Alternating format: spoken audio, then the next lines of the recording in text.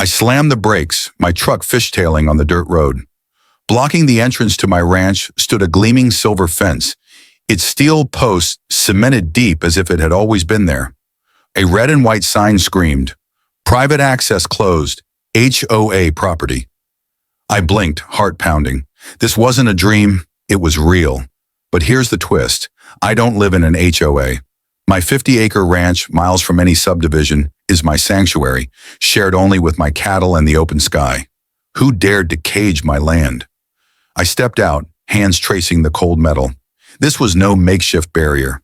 It was professional, built with intent.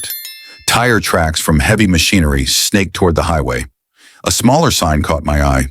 Installed by authority of Crestview Oaks, HOA. Violators fined $500 per day. Crestview Oaks was 3 miles away across a county road. How could they claim my ranch? Then I saw a security camera, its red light blinking, watching me. This wasn't just illegal, it was a declaration of war. 3 weeks earlier, it started with a knock. I was sipping coffee on my porch when 3 sharp raps broke the quiet. A woman in her 50s, dressed like a corporate gatekeeper, stood at my gate, clipboard in hand, a Crestview Oaks HOA badge pinned to her blazer. "Hi," she said, smile tight. "I'm Patricia Caldwell, HOA president. We're reviewing boundaries and your access road crosses our jurisdiction." I leaned against the post. "No, it doesn't. This land's been mine since my great-uncle deeded it in '58.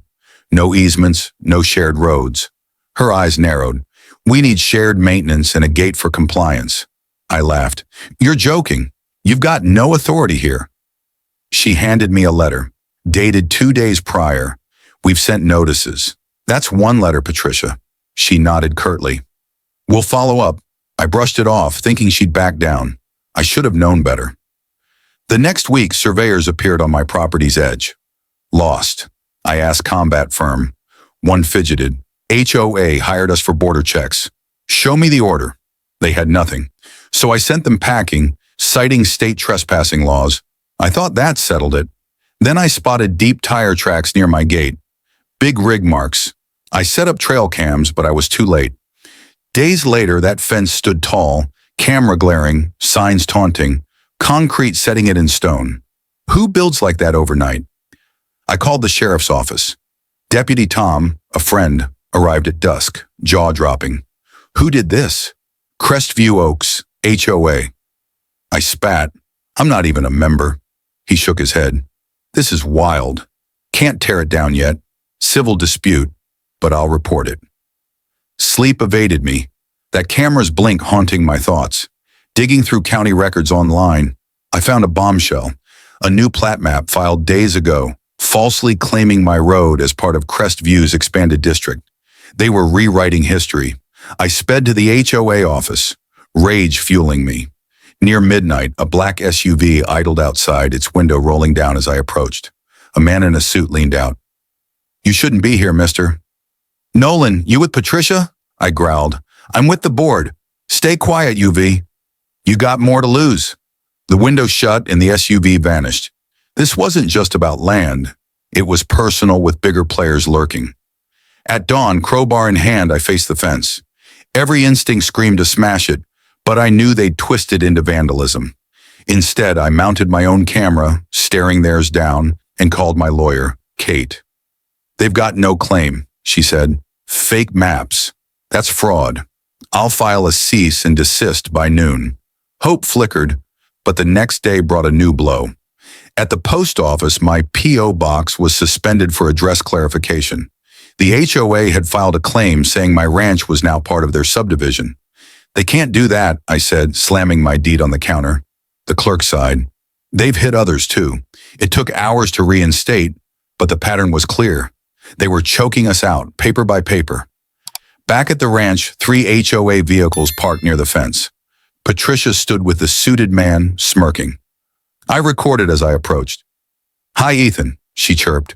"Just ensuring compliance." "You mean trespassing?" I shot back. She waved her clipboard. "Your entries now are maintenance corridor per last week's vote." The suit stepped forward. "Cooperate, Mr. Nolan. It's legal." I pointed at my camera. This is my land. You'll be sued. Patricia's grin tightened. Join the HOA. We'll waive first-year dues. Blackmail, plain and simple. Over dinner. Kate confirmed my rights, but warned. If they've got county insiders, this is bigger than neighbors. The next morning, red paint scarred my barn. Trespasser, HOA property. Final warning. I called Tom, who photographed it. This their work? He asked. Not officially, I said. But it's them. I added floodlights, more cams, and kept my boots by the bed. Then at sunset, a Crestview-marked bulldozer rolled up, aimed at my fence line. Patricia in a hard hat directing it. They weren't just blocking, Methy were building on my land. I filmed, shouting, "Get that off my property!" The driver ignored me, but Patricia stepped forward. This is our road safety initiative. Notice sent days ago. You're trespassing. I dialed 911. Tom arrived as the bulldozer dug a trench. Show me ownership, he told Patricia. She claimed filed paperwork, but dispatch confirmed no valid plat. Her face twitched. We'll pause, she muttered, retreating. Tom warned. This is a fight, Ethan. Neighbors Sarah and Mike visited that night, shaken. They fenced our road too, Sarah said, showing photos. Crestview had filed 12 fake boundary maps, locking out barns, rerouting ranchers. Some fences had keypad gates, codes held by HOA elites. They were building an empire. We planned a class action injunction with Kate and rallied 30 families at a church meeting. They think we'll fold, Mike said. This is about freedom, I added. Unity sparked, but Crestview struck back, severing my water line with a sign. Unauthorized utility under review. No water, no ranch. I hauled buckets from town, fury growing. A drone buzzed over my barn, dropping a Crestview labeled tracker. Kate confirmed it violated FAA rules, hinting at criminal charges. Crestview posted fake patrol signs, golf carts cruising like vigilantes. Sarah's porch was inspected. Mike's gate got a gutted animal tagged public danger. Fear spread, but our resolve hardened. We protested at the county office. Signs blazing, stop the HOA land grab. News crews swarmed, airing our story. Kate uncovered forged maps, and the county froze Crestview's approvals for audit. Patricia vanished, her house listed, emails dead. But the suit, Mr. Ellis, appeared at my gate, Fog CE cloaking him. You've caused trouble, Nolan, he said. Gary, my ex-Marine uncle, stepped up. You've threatened families. Lines don't bend anymore. Ellis smirked. Courts decide. He vanished, but Crestview sued, claiming my road was a shared trail. My resistance obstructing development, Kate warned. They want a precedent to steal more. Then Mike got a foreclosure notice from a Crestview-linked bank forged to seize his home.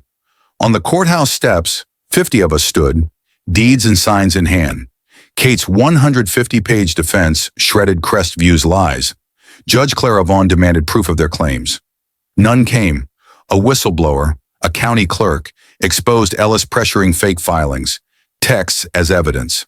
The courtroom hushed.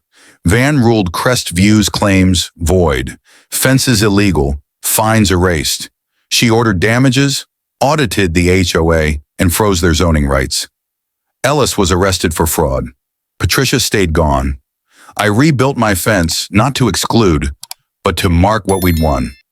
At a Freedom barbecue, we toasted liberty. Sarah's mailbox stood proud. Mike's gate was clear. My ranch was quiet again, the oak trees shading a new peace. Crestview's empire fell, a warning to power-hungry HOAs. My land, my legacy stayed free because we fought together, and no fence could hold us.